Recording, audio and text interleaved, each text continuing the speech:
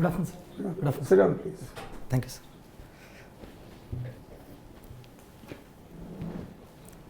Mr. Anugu Shiva Maruthi Reddy. What should we call you? Sir, Shiva or Maruthi? Shiva. Both are fine, sir. Okay, Shiva, please introduce yourself. Sir, my full name is Anugu Shiva Maruthi Reddy.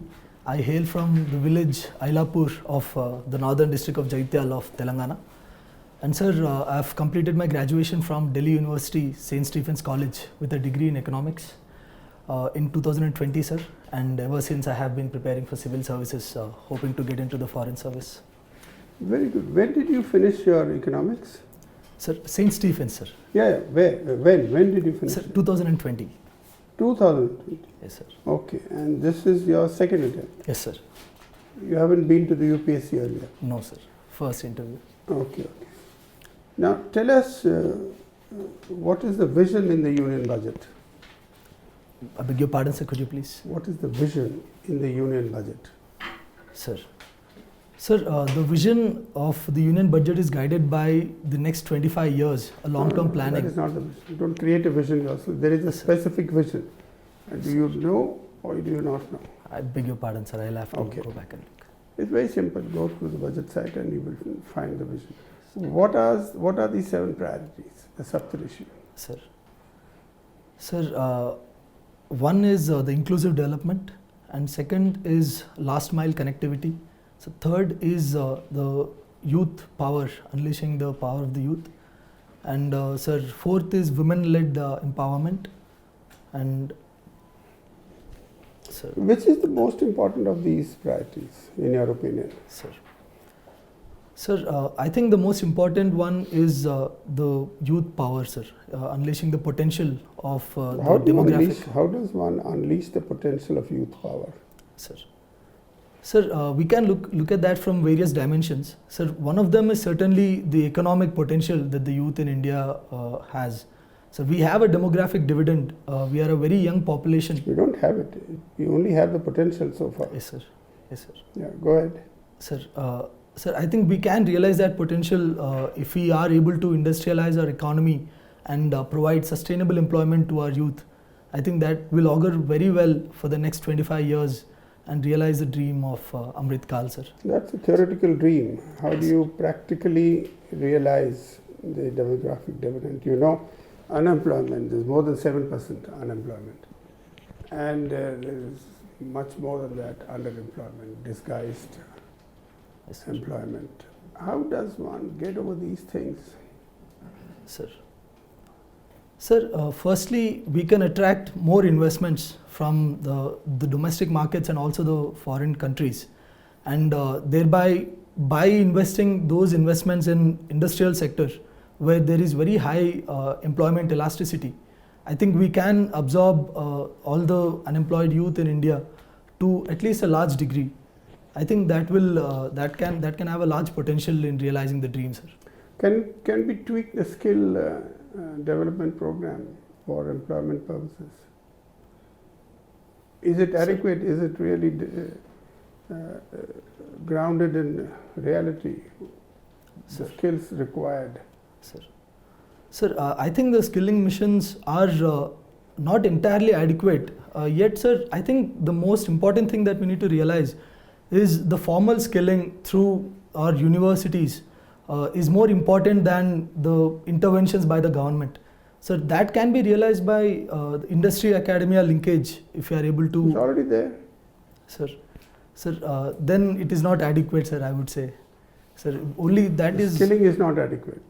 Yes, sir. Outside of the universities. Yes, sir. How will you make it more adequate? Sir, by making the private sector an equal participant, by coming up with a stakeholder approach, by consulting with the private sector and developing the skills through a public-private partnership, I think that would be a very sustainable method, sir. Okay. Now, you were talking about the 7 priorities. Yes, sir. You mentioned only 2, 3. Yes, sir. What are the other priorities? Sir, the other one is the information technology. And sir, I beg your pardon, I cannot remember the other. Okay. Now, just analyze the budget for us. Very briefly. Sir. Sir, the union budget this year has focused a lot on the capital expenditure. We have seen an increase of 40% in the capital expenditure. So there is also a realization that the economic recovery... Increase of 40%? Sir, I think approximately 40%, sir. I'm not entirely sure of that. 33%. Sir. Okay. Sorry, Go sir. ahead. Thank you. Sir, and there is also a realization... What is the outlay? Sir, I beg your pardon, Okay, sir. I'll have go to go ahead. back and look at it. Sir, and the second thing is that there is a realization that economic recovery is going on at a decent level, and to that extent we have also decreased the expenditure in the MG Narega and tried to compensate that with more investment in PM Awas Yojana and Jal Jeevan Mission. And sir, we have also come up with interventions for our DISCOM sector, such as the... Are you narrating the budget or are you analyzing it for us? Sir, sir, I would say I'm probably narrating the budget. Yes, so analyze. What do you think? Is it balanced? Is it the social sectors, the capex infrastructure you already said? What Yes, about the social sectors? You mentioned MG Narega and you mentioned Awas Yojana. What else? Anyway, Sir, if... now, Thank of course you would know, Yes, sir. but shortage of time we can't Yes. wait for you to think the proper answer. Now growth, what does the budget talk about growth? Projections on growth. Sir. Sir, the projection is approximately 6.5 to 7% economic growth in the coming... And what is the financial years. projections in the economic survey? Sir, sir, I think the same projection is also stated in the economic survey. Okay. No, it's more ambitious. Sir. Now tell us, in the, people talk of a $10 trillion economy, 2027, by in the next 10 years, 15 years, 20 years. Now, do you think they are realistic projections? How do you see the Indian economy 20 years from now? Sir, firstly, I would say that they're realistic, sir, because there was a time... So what are the drivers of growth Sir, in the next 10, 15, 20 years? sir. Sir, definitely the information technology sector is one driver. Number one. Two? And sir, second is the demographic dividend. That is another huge driver for growth, sir. Okay. What And else? third is the recovering private expenditure. And as the purchasing power of the public at large increases, I think the consumer economy has a huge potential to grow. And sir... So more expenditure. Yes, sir. Okay. Now tell me, what could be the roadblocks Sir. to India becoming, say, 15, 20 trillion economy over the next few years? Sir. Sir, one roadblock could be the healthcare, sir. The healthcare sector. Okay. Without adequate healthcare, it can What hamper. else? Sir, second is the education and skilling. Good. What else? Sir, I think third is the lack of industrialization, the more reliance on the service sector than the manufacturing sector. That could be. But a is major that roadblock. wrong? Sir, There is Sir- PLI for manufacturing, no PLI for service sector, yet the service sector is growing better. yes, sir. Sir, I think more growth is possible in the manufacturing sector if we put concerted efforts. Sir, there is a high global competition from China, from Vietnam, and even Indonesia. We are making huge strides, but I believe there is more scope that we can do in the manufacturing Okay. sector. Now, just tell me, will we ever catch up with China economically? They are 5 times our. Sir, I would definitely say that we can catch up with China at How some would point you in the catch up? future. How would you catch up? Sir, Even if their growth rate is lower than India's, yes, sir. the base is so large, they'll still grow exponentially Yes, sir. faster than us. Sir, So why do you say that? Sir. What are your grounds of optimism? Sir, so two reasons, sir. One is definitely rooted in the capacity that India has and the kind of road that we're on. And second is the kind of inherent challenges that China would face in the near future. Sir, it has exhausted its demographic dividend. And No, there is China no- doesn't think so. Sir, China says 50% of its population is still, workforce is still active. sir, but the data from international sources state that there is higher and higher Okay, what dependency else? ratio. What else? You said two two specifics. Yes, sir. Sir, one with respect to India, and second with China, I have mentioned, sir. And the infrastructure investments in China, according to some economic experts, they claim that they are not sustainable, and even the foreign investments through Belt and Road Initiative, they're not entirely sustainable, as we have seen in the demand for restructuring of these loans. Hence, sir, I think China has made some bad investments, and it will bear the brunt of it in the future. So maybe in the next 60, 70 or 80 years, I think we can catch up with China economically, sir. Well, that's a long period. Yes, sir, but the base is large. Thank you. Mr. Shiva, okay, Yes, sir. from Telangana. Yes, sir. Your district is Jagtial. Yes, sir. Tell me about Jagtial. Sir, Jagtial is located in the northern part of Telangana. Sir, the holy river Godavari passes through Jagtial, sir. So we are a population of 16 lakhs. And sir, we have certain challenges such as the low literacy rate, and it is also ranked very high in child marriage and other social problems. And sir, it is also developing in the recent times. And sir, that is it about Jagtial. You got 99.1% in 12th. Yes. What was the secret of your scoring so high? Sir, I would say a lot of investment in study hours, sir. I studied very well for my board exams in class 11th and 12th. Sir, in my class 12th, I have realized that to make it to the Delhi University and specifically St. Stephen's, I would require a very high board marks. And sir, to that extent, I have tried my best to score high marks in the board, sir. So, tell me about your college, St. Stephen's College, very briefly. Sir, Sir, St. Stephen's College was established in the year 1853 by a Cambridge mission from the UK. Sir, it was headed by St. Andrews. And sir, it was later added to the Delhi University as an affiliate college. So it is a minority college which has reservation of 50% for the Christian minorities, and it is one of the leading colleges in science and arts in India, sir. So, last year there was some controversy regarding the interviews or something like that. What was that? Sir, the controversy was regarding how the UGC and DU, the administration, they have asked the St. Stephen's College administration to take admissions just like the other colleges for the general candidates. And sir, the St. Stephen's has contested it with the judiciary. And so the final verdict was the St. Stephen's College can conduct interviews for the minority students, but the general category students will. So, what is your opinion? I mean, to continue the interview concept was good. Sir, I believe we should have a certain degree of autonomy to our educational institutions. And sir, to that extent, if the administration of a particular college believes that their competitiveness lies in a part of it lies in their admission criteria, I think we can allow them to follow it to some degree at least. And sir, I think the balance that was achieved after the judicial verdict with the High Court was a positive one in that direction. Okay, your state is unique in so many ways. I mean, there is a program Harit Haram. Yes, sir. Tell me about it.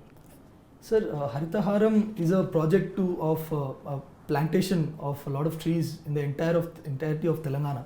So the primary ambition is to increase the tree cover in Telangana from 25%, approximately 25% to 33%. It is an ambitious goal, sir. But sir, we have seen a lot of trees being planted, even the rural and urban areas alike. Sir, I would say it is a successful campaign. Have you followed this year's budget? Telangana budget? No, sir, I have not. No. There was a concept of green budget. Have you heard about it? For the first state that mentioned about it. Okay, read about it. Read upon it. Okay, Vande Bharat train. Yes, sir. What is so unique? Two point I would like from you. Sir, Vande Bharat trains are super fast trains that run at double the speed of the conventional trains that we have in India. And sir, secondly, it is an entirely domestically developed technology and hardware that we have used for the Vande Bharat trains. Have you heard about PM Mitra program?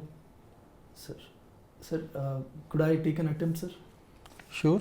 Sir, Sir, is it regarding the textile industry, sir? Mm-hmm. Sir, PM Mitra scheme aims to invest in mega textile parks around the country, especially in 7 such mega textile parks. And sir, Telangana is one of the states that There is a concept of 5F by Prime Minister. What is that 5F? 5F. Sir, In that context only, in textile context. I beg your pardon, sir. I will go and. No issue, not at all. What is Green Hydrogen Mission? Sir. Tell me something very briefly.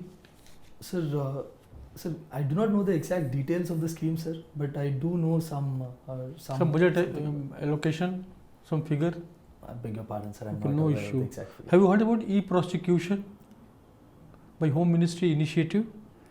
ICJS, Interoperable Criminal Justice System. No, Have you sir, heard I about have- it? No, sir, I have not. I will go up and read about it. Okay. My last question is, since we have done your PSIR, Yes, sir. optional was there, Yes, sir. what do you understand by the parliamentary committees and cabinet committees? What is the difference Sir. with examples? Sir, parliamentary committees have the members of the parliament that in their composition.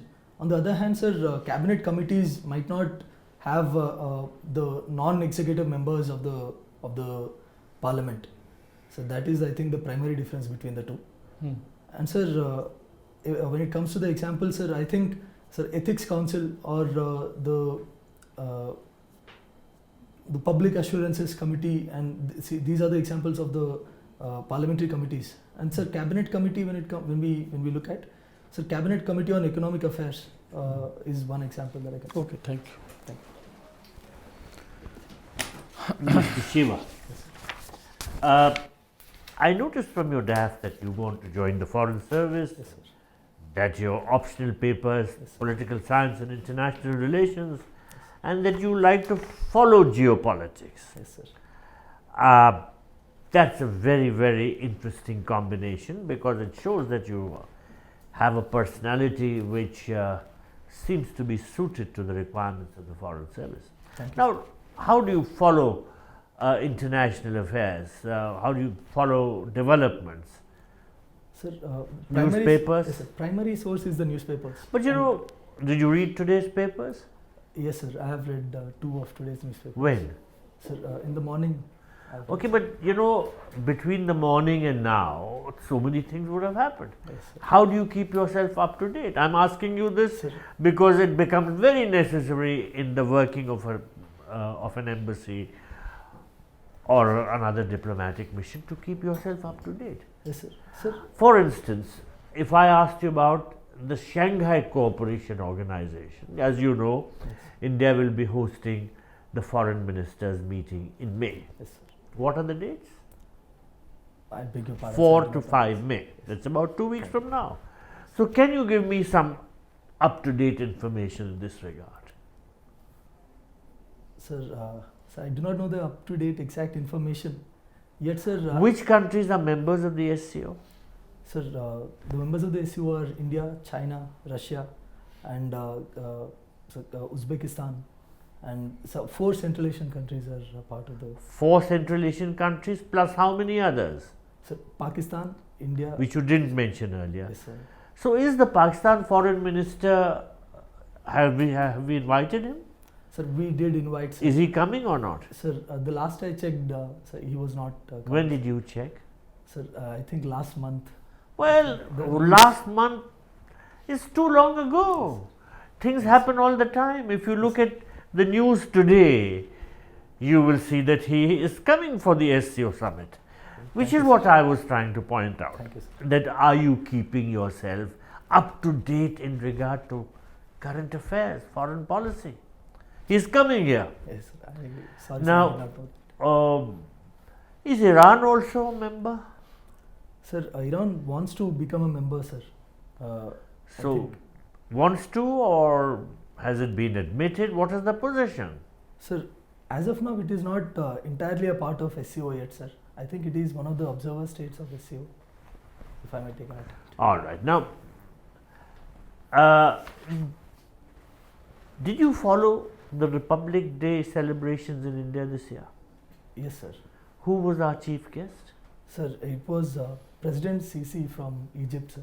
Al-Sisi. Yes, sir, Al-Sisi. Abdul Fattah al-Sisi. Now, have you followed Egypt's relations with Israel? Sir, Does Egypt have diplomatic relations with Israel? I beg your pardon, sir. You don't know? I'm not entirely sure. I think there are, but I'm not sure. Now, the relations between Israel and the Arab countries are changing very rapidly. How many of the Arab countries have normalized relations with Israel? Sir, UAE, Bahrain, and sir, Saudi Arabia not yet, but sir, it is also. So which are the other countries? I'm saying this because you watch geopolitics and Yes. the Middle East is very important from that point of view. So you haven't followed it carefully. Yes, sir. Not. I cannot recall at the moment.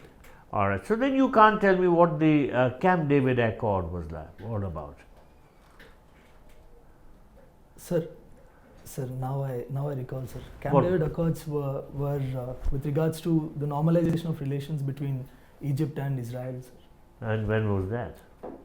Sir, it was in the early 2000s, if I'm remembering correctly. Early 2000. Yes, sir. Are you sure?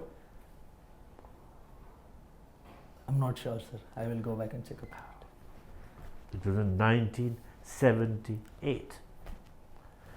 Thank you, sir.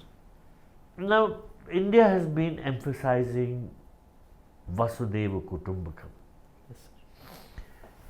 Please, suppose you were talking to other diplomats, how would you explain India's diplomacy in practice as being an example of Vasudeva Kutumbakam?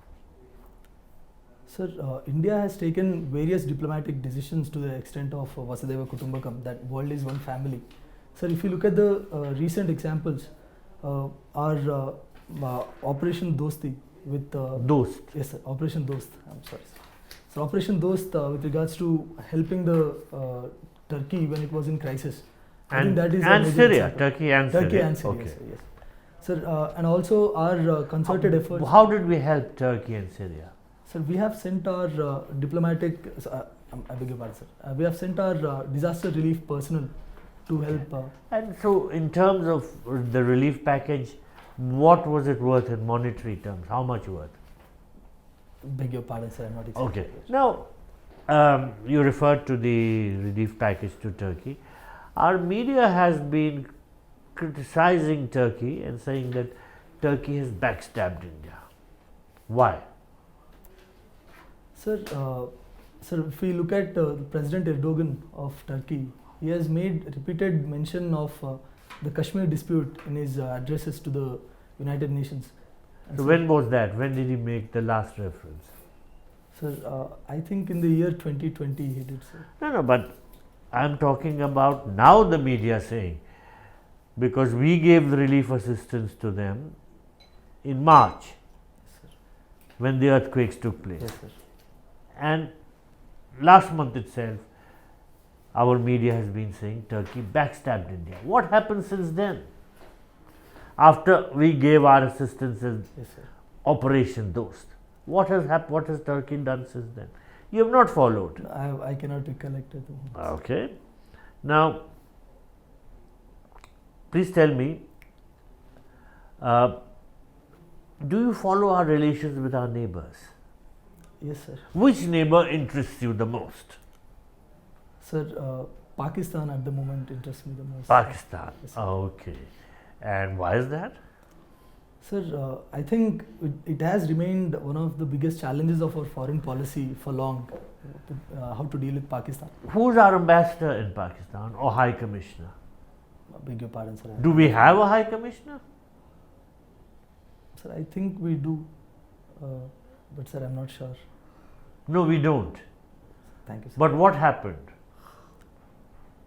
How come we don't have? This is a very important part of following relations with Pakistan. I will read up on it, sir. All right. Now, what do you understand by the term Pakistan's deep state? Sir, Sir, deep state in Pakistan refers to the influence that the army has. The army and ISI together are referred to as the deep state in Pakistan.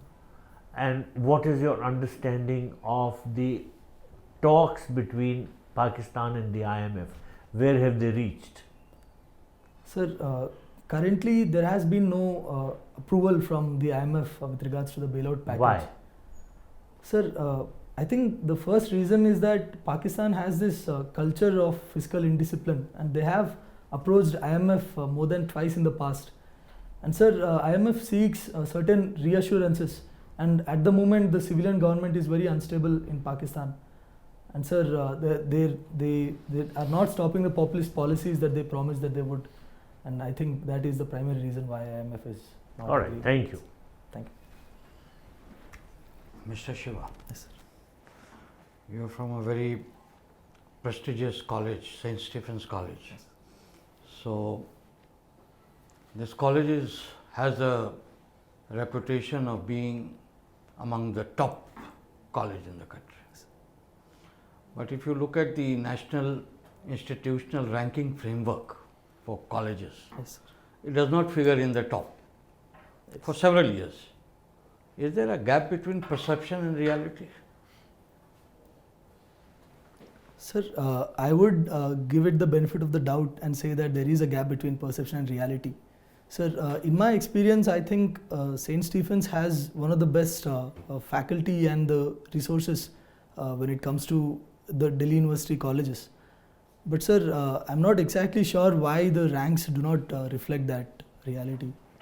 So I would read up on it further. All right. Now,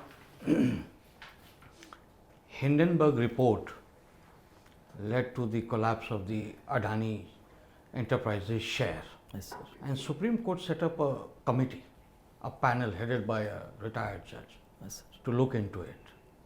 Many people say that it's overreach. It was not the duty of the Supreme Court to do that. Yes, sir. What is your opinion? Sir, I wouldn't say it was overreach. However, sir, I would say it is judicial activism. Sir, judiciary has involved in the case because a lot of the investors, the retail investors and their money were involved. And sir, that is why the Supreme Court made intervention in the issue and sir, formed a special committee to look into the issue. You have seen what is the mandate of that panel? Sir, I'm not exactly sure, sir. I think. You are not very sure. All right. You know, a couple of months back, Xi Jinping talked about dual circulation. Have you heard this word? Oh, do you understand anything? You're an economic student. Yes, sir. Dual circulation. I'm not sure, sir. You're not sure. I'm not sure. Okay. You must have heard of this word, economic diplomacy. Yes, sir. You have heard? Yes, sir. Can you explain to us in very simple layman's term? Sir. Sir, economic diplomacy is using economic tools like debt or investments to pursue one's geopolitical ambitions. Okay. So, does India also do that? Yes, sir. India also does. Can you economic- give some example? Sir. Sir, at the moment, sir, there is a deep sea port that is being built by India and Japan together in Bangladesh. Okay. I think that is one example. And sir, we also have aid as part of a budgetary expenditure that we give aid to Bhutan. So I think that is another example. So, suppose I were to tell you, highlight two most important success story of India's economic diplomacy. Sir. Give me two such areas, two countries, two regions. Sir. Sir, I think one example can be the India-Israel relations, sir, where the Adani Corporation has gained access to one port, the Haifa port in Israel. I think that is one successful economic diplomacy. And sir, second is the case of Bhutan.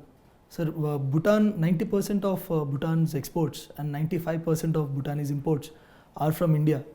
And I think that is a successful example where we have been able to make Bhutan and India codependent on each other. Hence, I think that is another example. Okay, the last question I'll ask you is, You know, many experts have been saying that the Russia-Ukraine war, India and China have been the great beneficiary. What are your impressions? Sir, firstly, I do not agree with the presumption that the statement holds. Sir, the entire world, including India and China, suffered because of the war in Ukraine, sir. However, I think the reason why such assumptions are being made is because of the trade in oil that was bought by India and China from Russia, despite the Western sanctions. But sir, I do not think the costs would outweigh the small benefits that we gain from oil. So there is a global inflation, there is a global food crisis that was unleashed by the Ukraine war. There is more insecurity around the world because of the war. I do not think we have been great beneficiaries is one All right, assure. thank you. Mr. Shiva, your interview with us is over.